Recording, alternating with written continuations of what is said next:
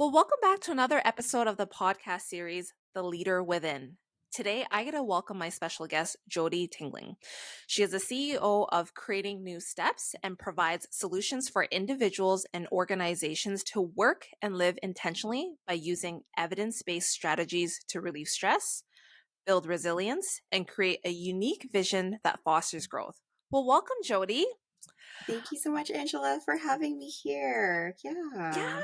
I would love to hear a little bit more about your background and how you discovered your niche and your passion. I think, it was really a process of, going through my own sort of career journey. I really started off in helping youth leaders and helping them to develop youth leadership skills. Also, kind of moved on to really working with people to help them own their career journey and career development and doing a bit of career coaching.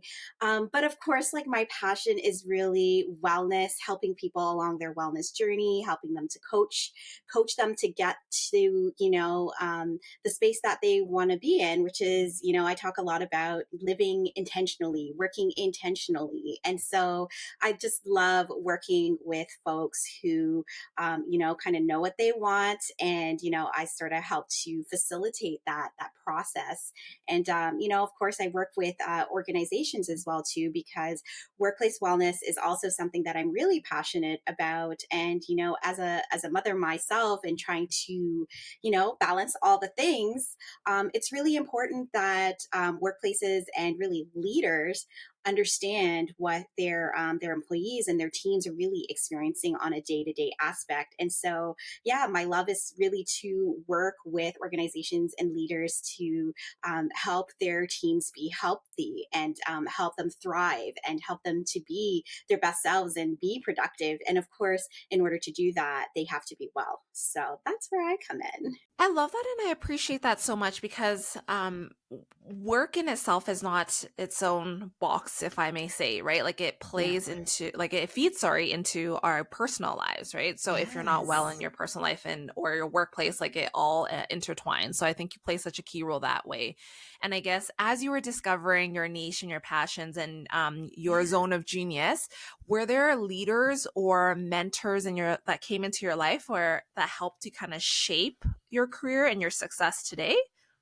For sure. And you know what? I want to say it's a mix of both. So I've had the case of, leaders that weren't so great and leaders that were just like amazing and made me want to strive for more. And so it was like with really within that mix, whereas really start to understand that it's, really the leader that can sort of help to make or break, workplace situations. So, for myself, I've had the example of, really like a toxic leader where, they kind of exhibit signs of not really caring as much about their team, like limited check-ins. They're really just kind of focused on the work and productivity, but not, you as yourself as like an employee or a team member, right? So there's that one end of the spectrum. And then on the other aspect, I've had amazing leaders who do, consistent check-ins, really ask me questions that indicate that they care about me, not only as, an employee, but also as a person. And so having somebody that, really creates, a psychologically safe environment. And that's also something that I'm really, really passionate about is helping leaders to create a psychologically safe space for their team members to really, one, be their authentic selves, really, and two, being able to have that connection point, and that connection and that connectivity, that leader being able to sort of check in to see how you're doing, helping you to even work on your professional goals, really, right? Like that also contributes to your wellness. If you have somebody that really cares about, where you're going to next and what skills you're building and, how they can kind of help you get there. And so, yeah, I think, it's really around understanding, what you want and need in sort of that leadership aspect. And if it's right for you, you're going to stay with that organization. If it's not right for you, you're more than likely going to leave. And so I definitely had a mix, and I'm sure a lot of folks sort of experience the same thing as well. 100%. And I think you nailed it where most people leave leaders and managers. They don't leave an organization Yes. itself, right? Especially if the overall organization is a great place to be. So Mm-hmm. when you are coaching new leaders, especially through the youth that you've helped in the past, or even like currently, Mm-hmm. have you noticed that some individuals just have that natural ability to connect with people and demonstrate like that? They just like, they care and you're like, I feel it. Versus other first time Yes. leaders, like you said, it's like very deadline driven, results driven. How do you equip the latter to develop those caring skills? I don't even know if it's Yeah. something you can coach. Sometimes I think about it, right? But yeah, how do you do it so it's authentic and people aren't like, are you just checking off a checklist and asking these questions because you need to, not because you actually care? You know what I mean? It's really tough because for the former that you kind of described is sort of that person that might have like those, like you said, those innate abilities that's in them. But for the latter, I would say that you have to want that for yourself, right? You have to want that for your team. You have to want something maybe different than what you're maybe currently used to. Right. Mhm. And so I definitely can work with those individuals who are really open to change, open to feedback, open to even innovation or trying something different. Um, those are the folks that will can have a change. They definitely Mhm. can have a change, and it's a matter of helping them see the other person's perspective. And sometimes it's also about creating really relatable experiences as well, too, right? So even helping them think for themselves as an employee, right? Like going back to when they were an employee, were there certain experiences that sort of like made or broke their experience at work? And it's about helping them identify, okay, like how do you want your employees to feel when they're around you, right? Is it that you want them to feel like not so great, they don't want to come to you? Or is it, the opposite, where it's like you want them to feel that, they can open up to you, they have that, safe space? And, there are a variety of strategies that I could definitely coach and teach and train on. But at the end of the day, it really starts with that leader and wanting to want that change for themselves. Because a leader that is just sort of like, set in their ways, and they don't see anything wrong with what they're doing, they're not, more than likely they're not going to change. So there are certain things that we can work with, but others it's very difficult if they don't want that change for themselves. That makes a lot of sense. And speaking of Hmm. change and innovation, let's talk a little bit about corporate wellness programs, right? And just kind of what you've noticed. So, based on your experience, what have you noticed needs to be in place foundationally for you to be like, yep, this company is ready to have a wellness program? Sort of going back to that last question, it really starts at the top. Maybe it's like the executive leaders, and then kind of trickling down to like your directors, trickling down even more to your people leaders, right? And so, in order for any wellness program to be successful, there really has to be buy-in at the very top level to say that, like, it's important for our workforce to be healthy. It's important that they prioritize their wellness. It's important that we implement these wellness programs.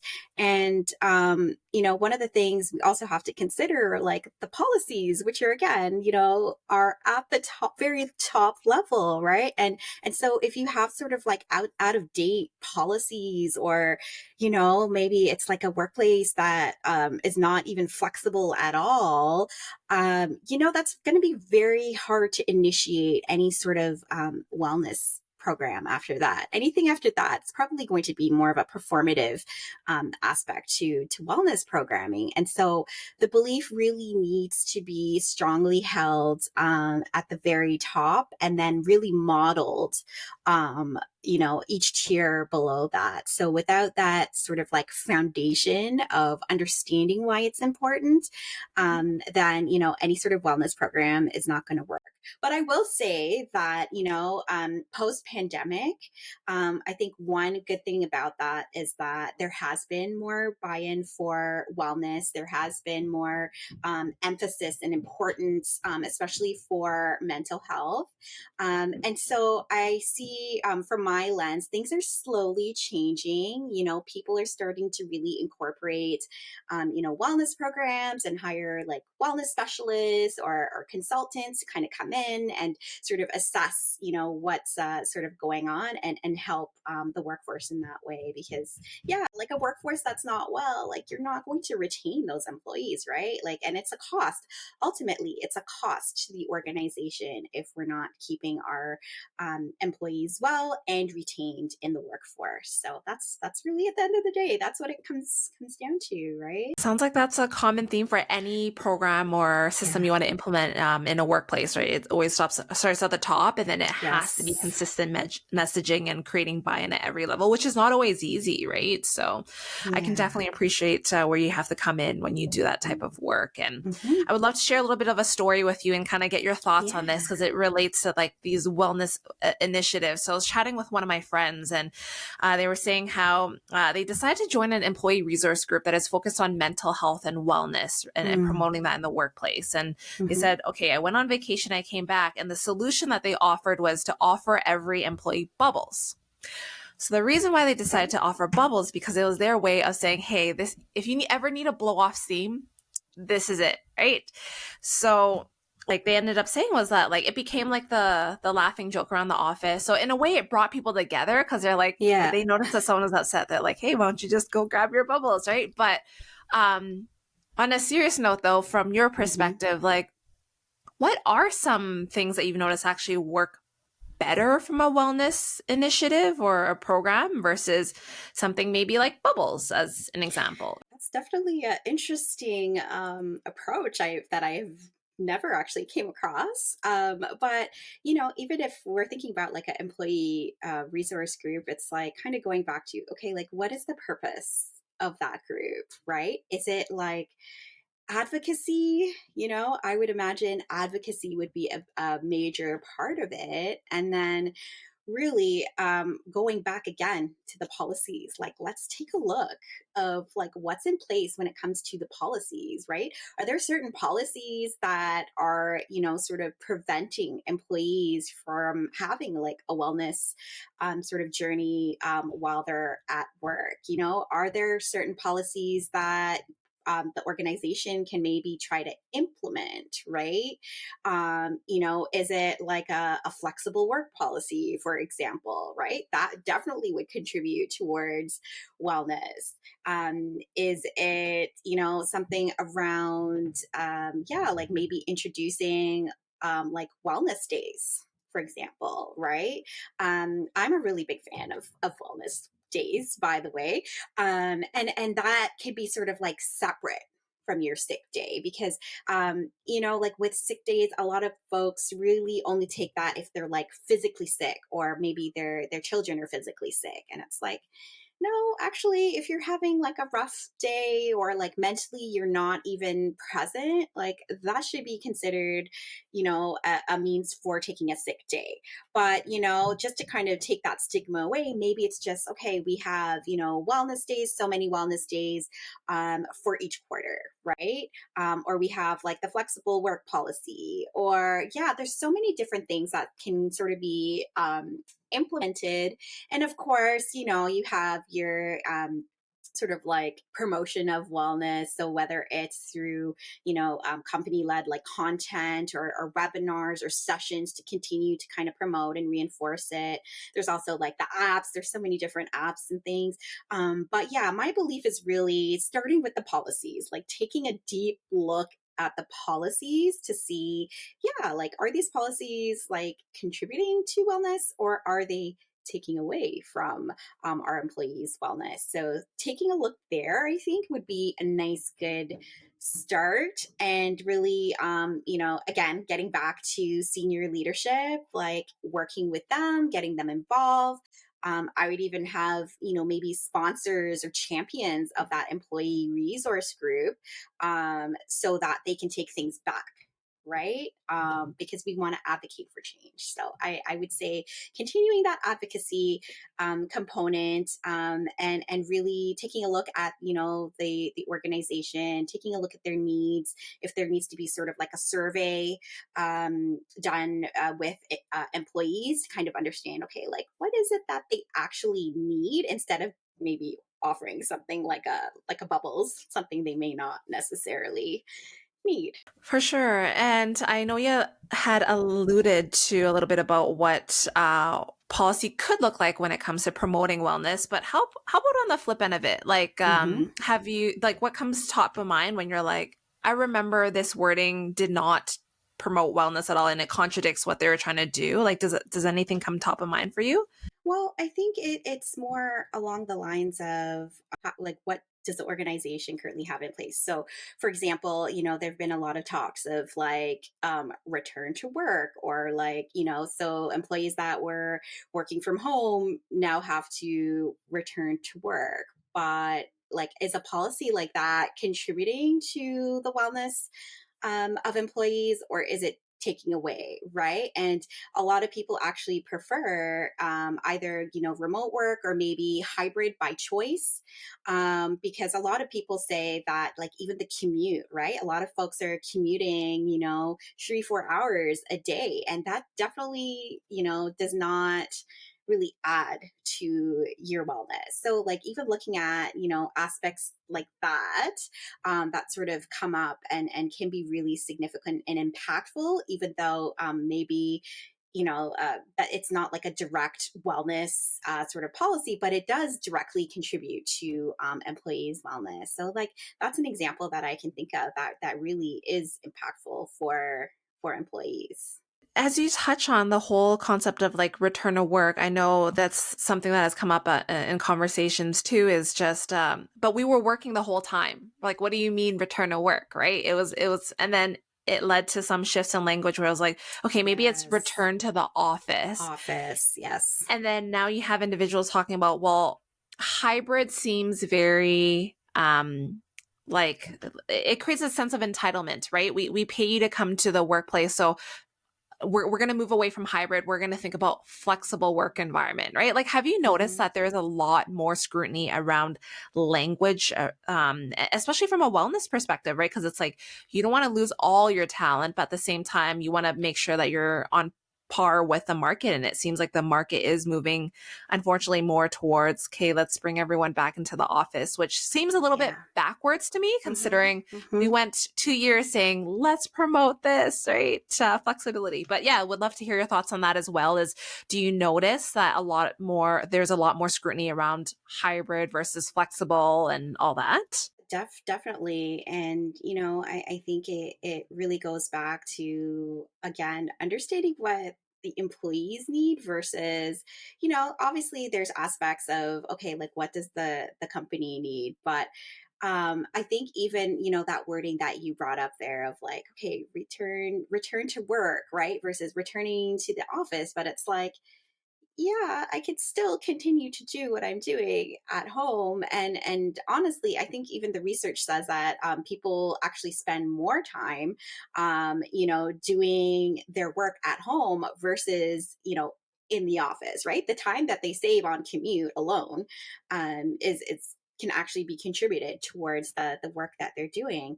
But like, despite, the language, I think, again, it goes back to like, what are those core employees needs, right? And so a lot of the times, especially like us as women, like, we have to advocate for so much more, right? And so I'll give you like a prime example. One of the positions that I was in, I had come back from like a maternity leave, And I was severely advocating for some work from home days because I knew that, the commute for me would take away time spending with my son. And so there was a lot of work that I had to do to advocate for that, that like literally one work from home day at the time, to be able to get like a little bit more balance in my life. Right. And so, yeah, it's hard. It's very hard kind of going from, sort of like the pandemic era of having a little bit more flexibility, working from home, being able to spend more time with your family and your loved ones, maybe having a little bit more time for like hobbies, even, to now where, organizations are like, no, that's enough of that. Like, it's time to come back into the office where you can do the same work. And in fact, even speaking to some folks, they'll say, yeah, I'm in the same Microsoft Teams meetings that I was at home. So, like, what is the purpose of me being in the office? Because it's often sort of branded as like, okay, collaboration, like seeing people more, but you're still sort of doing the same functions. And so, yeah, it kind of defeats the purpose of things. So I think, yeah, despite the language, I think, again, it's going back to like, what are the impacts for the employees? And it is a significant impact, especially when it comes to work life balance. And I think that's the common thing I've heard is difficulties for parents, right? Is Yes. because they're like, hey, like I am even more productive. Let's just say like 8 to 9 p.m. when my kids are in bed and stuff like that, right? And Mhm. like I'm still hitting my deadlines, I'm still like hitting the target. So why can't I have a level of flexibility? So Yeah. I guess is this experience that you've had part of the potential pitfalls slash challenges that organizations can encounter when implementing wellness initiatives because they're still so fixated on no, I need people to be in the office, or like what are some of the other things that you've noticed as pitfalls or challenges as they try to implement workplace wellness initiatives? Yes, it's definitely a pitfall and challenge, as you mentioned, right? And workplace wellness is really, and when we talk about like programs, we tend to think of, okay, like these are just things that promote our wellness, which is great, but inherently we have to look at the structures, right? It's the structures that are really impacting, whether or not people are, feeling like they are able to get that balance, right? And so, a lot more people will leave organizations who like don't really value the employees, don't value their wellness, are getting a bit more like strict in terms of, like the policies that they implement. And I've definitely, seen the trend of, I guess it's called the quiet quitting. But yeah, it's really more about that employees not getting what they need at that organization. It's not even necessarily quiet quitting. It's like, okay, well, I know I deserve more. And, kind of going back to that sort of intentionality of what kind of quality life do I want to be living? Like, do I want to be, at the office for like 10 hours a day? Or, do I want to, work for an organization that values me, that tells me to, cut it off at a certain time, that, prioritizes, me taking breaks throughout the day and have more of that like integration of work life balance, work life integration, I like to call it. It really starts at, yeah, the structures that we are implementing, and then from there we can kind of get into, okay, like what are some of the other tactics that we can talk about, because if you're not inherently, leading the organizations with the employees in mind, then yeah, they're going to leave, and yeah, so that sort of needs to be the focus. And touching on the line that you said, it's like, hey, we need to focus on what our employees actually need. So sometimes Yes. employees can feel like they're over surveyed, and then the survey results go nowhere, right? Because they're like, wow, it's a year later and it seems like we're in the same place that we were before. Mhm. So sometimes they'll receive these surveys and they're like, delete, right? Unless if it's one of those ones where it's like, Mm, okay, the leader falls up overnight and you must complete this, right? yeah. So I guess if you were in an employer's shoes and you were to put out a quick survey, maybe what's 1 to 3 questions max that you would prioritize to potentially get what you need and to better understand what the employees need? That's definitely a great questions, and I would say also that there are lots of tools out there to support employee or organizations, even in terms of like their wellness, right? One I can think of is the Canadian Mental Health Association. They have like a standard for a psychological safety, right? And they have like an entire toolkit of like potential questions that you can ask your employees to really understand like how they're doing, what they need. And so I wouldn't frame it around like specific questions because that's really like sort of dependent upon, the organization and really what you're trying to get out of it. But again, it would kind of be going back to centering like their needs, right? So it has to be questions around what would help you feel like psychologically safe here at this organization? What initiatives would you like to see? What would help you be the most productive, right? Like questions around that that can help to give some more insights. But I would say as well, if you are doing a survey, make sure that you are like listening to the results, trying to incorporate the results, finding a way, to make some of these things happen. Because, like with the survey results, you're going to have certain themes that come up, right? And it's really important for the organization to be transparent about what came out of it, and to really letting their employees know, okay, like what are we actually doing with these results? Because you're right, over surveying employees is not, it's not the way, right? And yeah, we need to some more transparency around like what are they actually going to do with the results, right? What are the action items around some of the trends that come out of it? And I guess this ties into my next question as well, because I believe with survey results, if, like you said, you actually use it, you're transparent and you measure it, you Hmm. can actually see the before state and then the end state or the Yes. after state, right?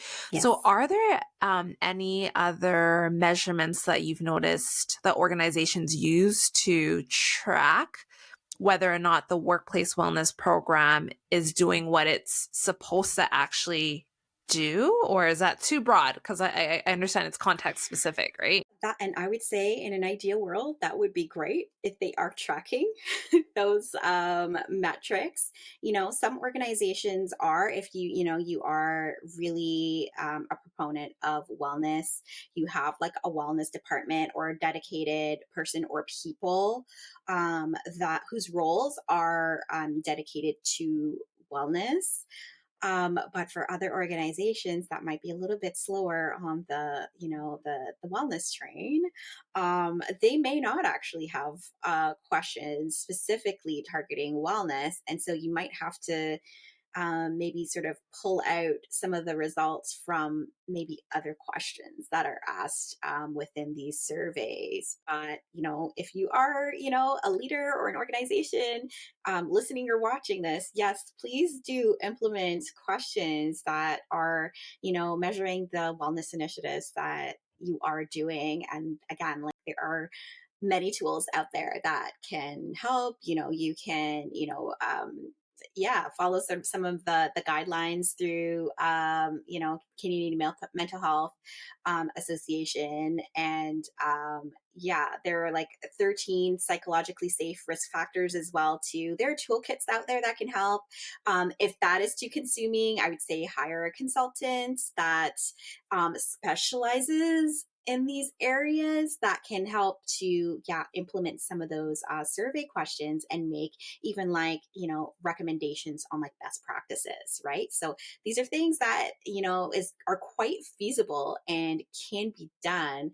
It's just, the organization asking themselves, like, is this a priority, right? So if it's a priority, it's going to get done. And I think that feasibility aspect is a huge part of it, right?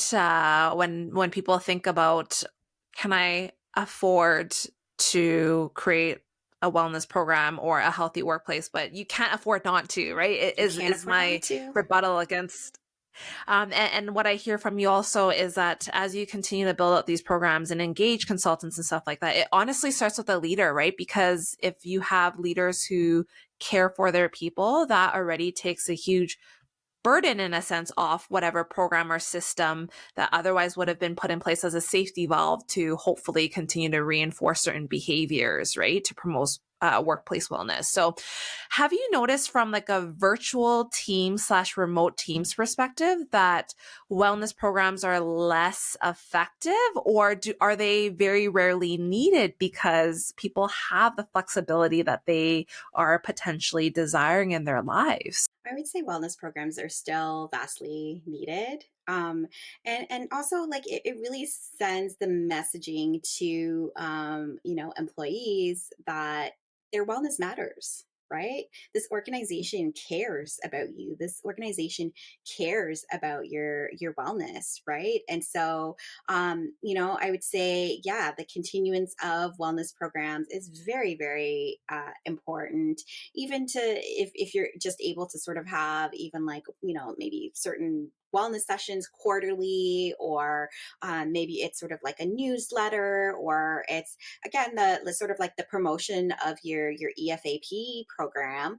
That's always important to highlight, because yeah, many employees, I would say, like try to do things on their own, and it's like if an organization can sort of support that, or even just remind the employee that you have certain resources or even benefits that you can sort of tap into, to help you help yourself.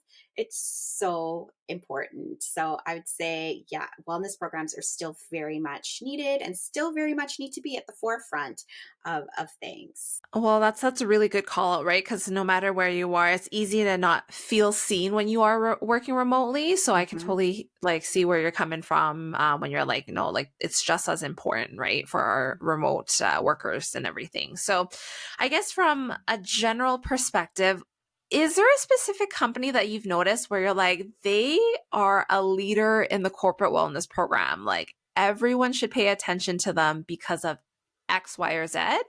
To be honest, yeah, I don't think there's one company that has it all, but I'm constantly kind of scoping the top 100 employer list just to see like what are organizations doing when it comes to wellness. And I'll tell you like some of the things that I've noticed where I'm less like, oh wow, that's amazing. So like organizations having, yeah, like dedicated wellness days, organizations having a large amount when it comes to health and wellness spending in their benefits plan, um, organizations having like a dedicated wellness team that is there to support their employees, and yeah, organizations really tapping into like looking at their policies and revamping based on the employees needs.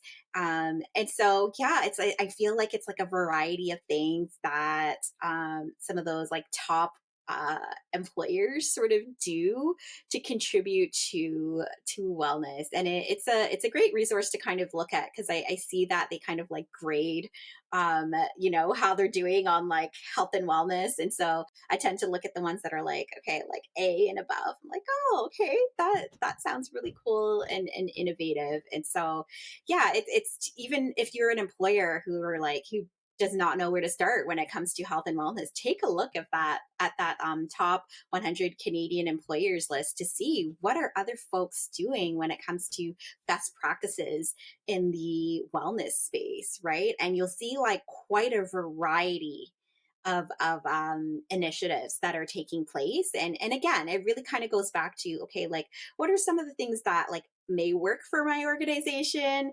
Maybe some of the things might need to be tested. And again, going back to the employees' needs, right? So you don't want to implement something where the employees are like, okay, well, that's not really what I needed, but it may be nice to have, but it's not really what I needed. So it's again going back to understanding what the employees needs and trying your best to sort of provide that, because that will, at the end of the day, help to retain the employees that are coming in. Thank you for sharing that resource. And I actually wanted to touch on one of the resources that you've put out Yeah. there, which is a stress relief toolkit, right? That you've created. And it's ultimately Yes. to help others optimize their well being, whether it's for their personal or professional success. So, can you tell us a little bit more about this toolkit and how it's supposed to Yes. help individuals? For sure. So this toolkit really came about from working with, some of the clients that I work with, the working professionals that I work with. They often come to me in a state where they are, extremely stressed. They're burned out. They're sort of on the brinks of taking like a stress leave at work. And so a lot of the strategies that are in this toolkit is sort of like a framework that I follow to really help, my clients really work through the stresses and what they're really experiencing, right? And so this toolkit is really to help folks to be proactive and really own their wellness journey, right? So I speak a lot about having intentional wellness, right? And an intentional path for yourself.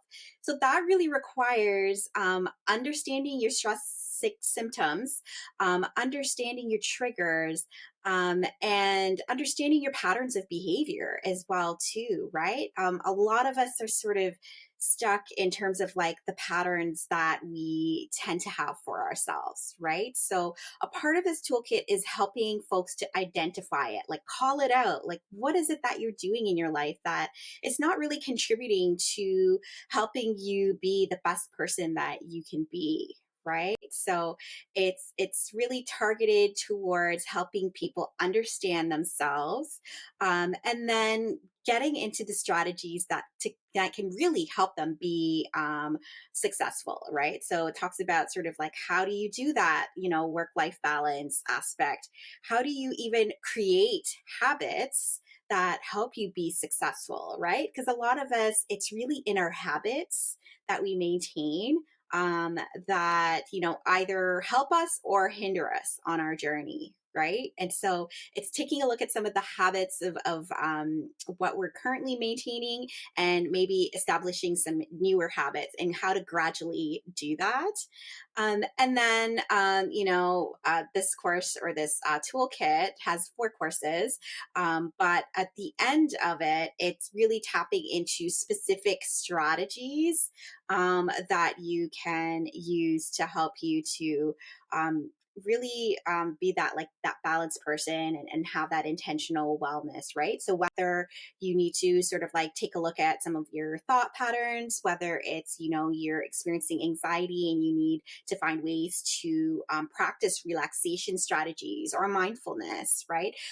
It's also taking a look at how to regulate your nervous system, right? A lot of us are, unfortunately, we're walking around with dysregulated nervous systems. So anything can really sort of set us off. So it's finding ways to regulate ourselves and keep us grounded. And yeah, there's lots of different bonuses and things in there to help folks really maintain that journey and help them along the way. Because a lot of the times we do have some of the strategies that we need, but sometimes we can use a little bit of a boost to help us continue to maintain our wellness journey, right? Because it's a process. We have to continue to maintain it. So, yeah, I created it to really help folks who really want to own and really optimize their wellness journey. I love that exercise. And I think one thing that we can really underestimate is the power of creating the space to actually evaluate some of these things, right? Because a Hmm. lot of individuals are very high performers, very high functional.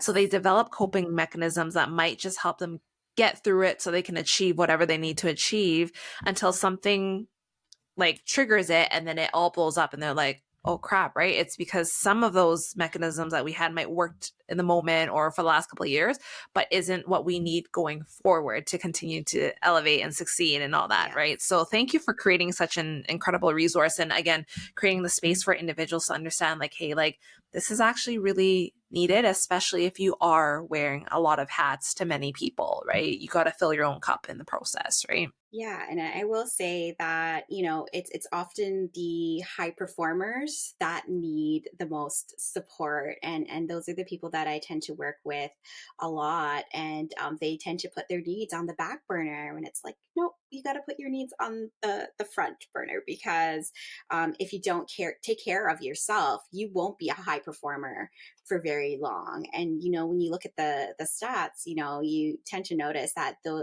those who are high performers tend to be the ones that sort of burn out the most, and those are the ones that tend to have to take that stress leave at the end of the day, because we have to remember to take care of ourselves, and take those breaks, and continue to also be a high performer when it comes to your wellness journey, right? It's so important.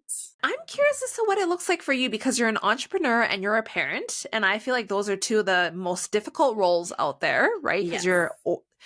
a lot of it's out of your control, right? So, yeah, like what's one thing that's really helped you with your wellness journey and making sure you're taking care of yourself? It's definitely a great question. And I think for me, it's continuing to support myself in terms of remembering those strategies that I'm teaching other folks, because oftentimes it can be difficult to, sort of practice what you preach, so to speak.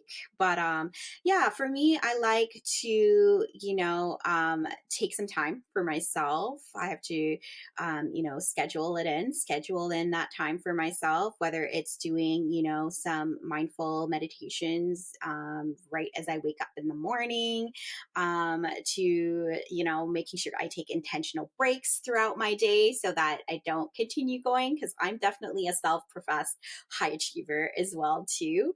And so I like to schedule things throughout my day, so schedule wellness sort of components, or sort of self-care elements for myself, so that I do take it. So I usually say, what usually gets scheduled gets done. So that's really what works for me, is, scheduling things. And, when I'm with my kids, I try to create as much as possible some mindful moments with them, and really just being as present as I can, and really noticing my own stress signals when I'm starting to sort of feel that rise in stress, noticing it and doing something about it. So that's really what I continue to do, and it's a journey. It's very much a journey for anyone. And so it's just remembering that, that self care aspect of things, it's really essential to help you to continue to be a high performer. Without self care, you're going to burn out. So we need to definitely incorporate that more, I would say, in our daily lives. Kudos to you. I really appreciate that level of self awareness because when we go back earlier to our conversation about noticing things in like great leaders versus leaders where you're like, I think you need to grow a little bit, right? Those who Yeah. are great leaders generally have very strong self awareness. And even if they're Hmm. having a bad day, they have the ability to use their words and say, hey, like, you know what, this is actually a pretty shitty Yeah. situation right now.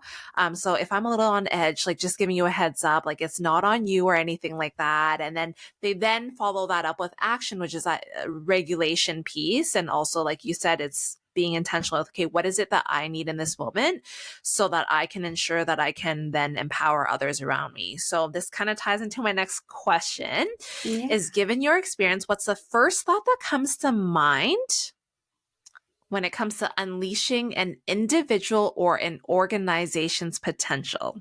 Well, when it comes to individuals, I would say, going back to that piece that you just spoke about, it's the self awareness, right?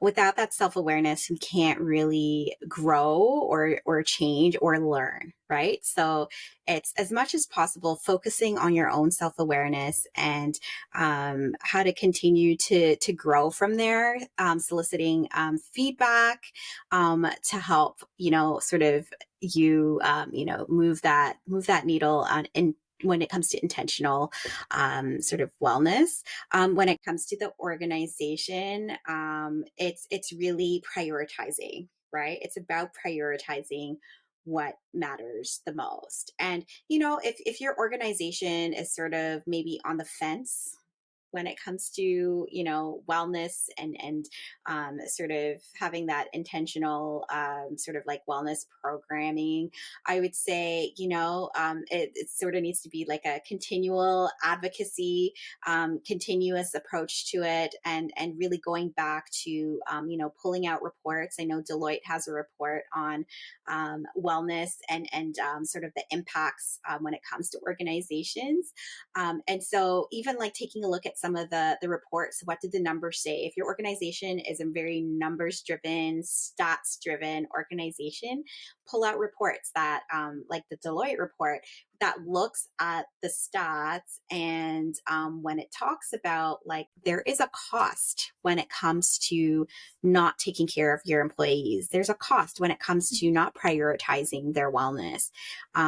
There's a cost to it, right? It actually costs organizations billions of dollars when they don't take care of their employees. And so, if your organization is not quite there yet, there are things that can help to support organizations in getting there, and continuing that advocacy piece it's really important because that will help to move things along a little bit more.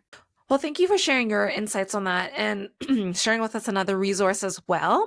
So, as we wrap up this conversation, my final question to you is, what is one thing that you are excited about that you're currently working on or would like to potentially, share with the world that you're like, hey, come with me on this next part of my journey kind of thing?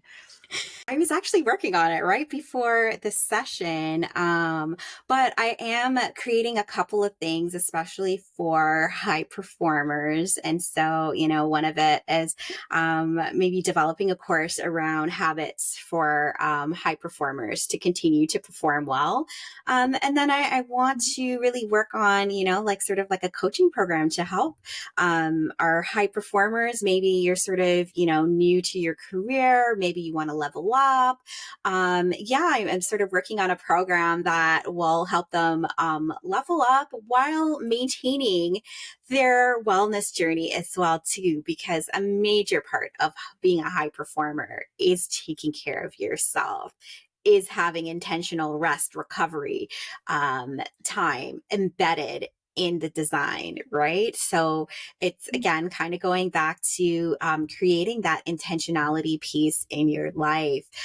Some of us just kind of need to understand what that framework is, and how to, continue to propel in life and to continue to grow while still having that balance and still taking care of your needs and still even just being present in life, right? Being present is so important. And so I'm working on a piece for high performers, and hopefully hoping to have that out by early next year, but I am working on that. In the meantime, definitely still do wellness sessions for organizations and working with individuals to help them coach them along their wellness journey. Well, I'm excited to keep an eye out on that. And I'm sure a lot of individuals are too in my network, right? Because when you talk about being present, I recently came back from vacation, and I think this was the second vacation that I can recall in my adult Mm, life where I could yeah. truly be present and not think about what's next on my to do list and what I'm coming back to. And Mm, I think that is extremely freeing for those who always have a lot on the go. So, Jodi, thank you so much for your time, yeah, and thank you for sharing your expertise and the resources that you had mentioned in our conversation as well. of course. And To everyone who's tuned in, thank you so much for your time and attention as well. And I can't wait to have you join me on my next episode. And I will include your contact, Jodi, so that people can stay connected to you and the great work that you're doing as well.